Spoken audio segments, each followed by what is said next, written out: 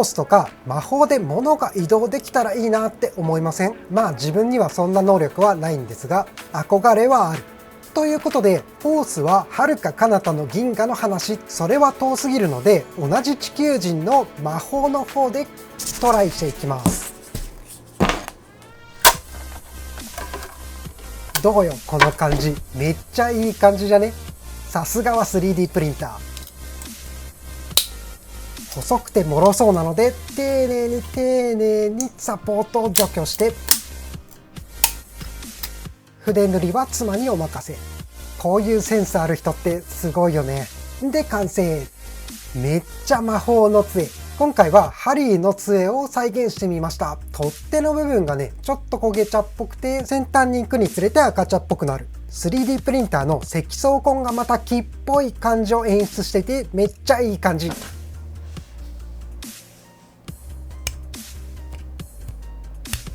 プラスチックなのになんか音まで木っぽい。もう完璧なハリーの杖を手に入れたことだし、もう魔法なんて余裕でしょ。じゃあ魔法いきます。ウィンガーディアム・レビオーサ。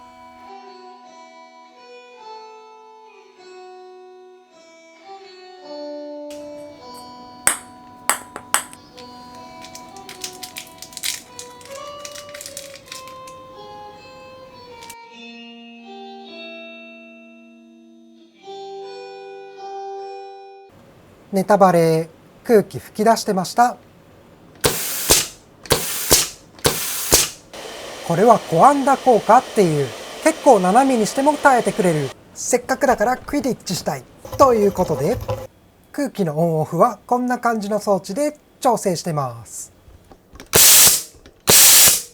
せっかくなのでクイディッチやってみる。実際は杖使わないけど、というかゴール適当。ゴール避けるんかい。もう一回。ゴールゴールゴールゴール。楽しかった。ということで魔法の杖完成。身近なこういうドライヤーとかでもかなり遊べるので、そしてピンポン玉以外にもね、いろんな形状で飛ばして遊べるみたいなので、自由研究とかにもいいかもしれません。今日も楽しかった。じゃあまた。